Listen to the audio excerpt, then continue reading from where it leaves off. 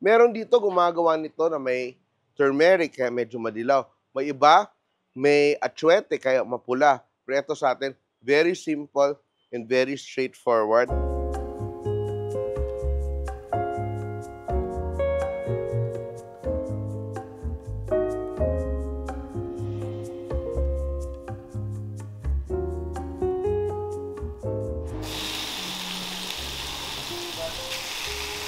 So, nagigisa tayo ng baboy. Sinasangkot siya ko na to para lumambot na siya ng konti dahil magluluto tayo ng puso ng saging. Ito siya, simply boiled in salted water.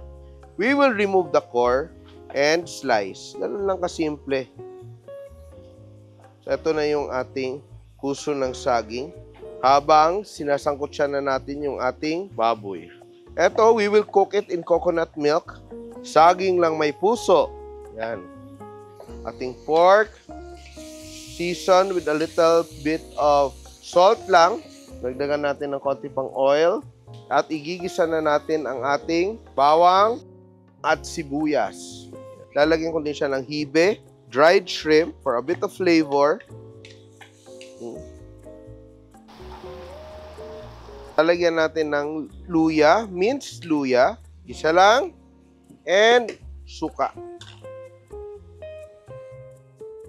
Patis and water. We will let that simmer for a little while para lumambot yung ating pork. No? Not too much water. Takpan lang natin saglit. Let it simmer for around 5 to 8 minutes. Yan. Let's check. Our pork is almost tender. And now we will add our banana hearts, o di ba sosyal? Or puso ng saging.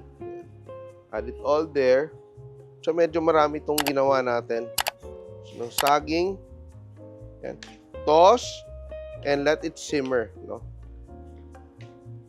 Ito siya, ang texture kasi ng puso ng saging is very meaty. So, kahit konti lang yung meat mo, parang it's still very satisfying, especially if you feed it to your kids.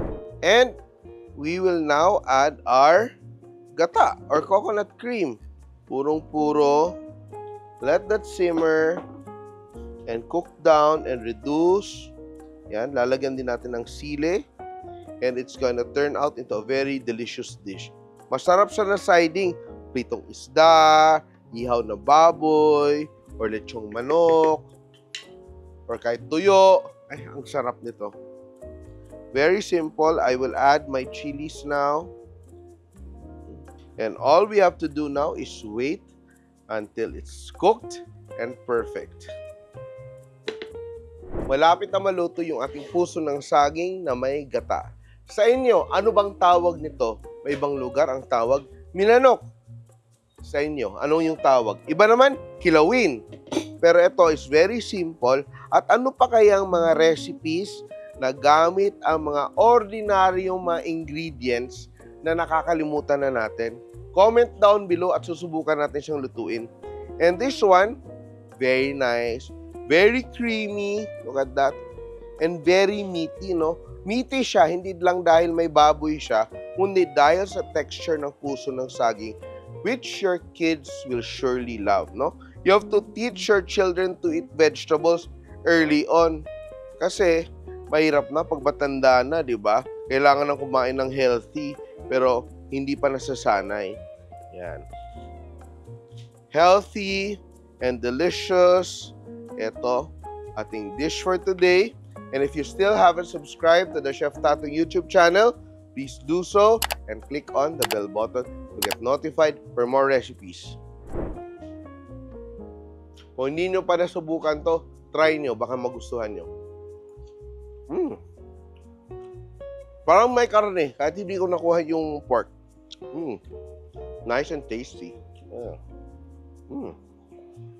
Kung familiar kayo sa mga ulam na gamit ang puso ng saging as a main ingredient, lutuin nyo at i-share nyo sa amin. Anong tawag? Anong kakaiba?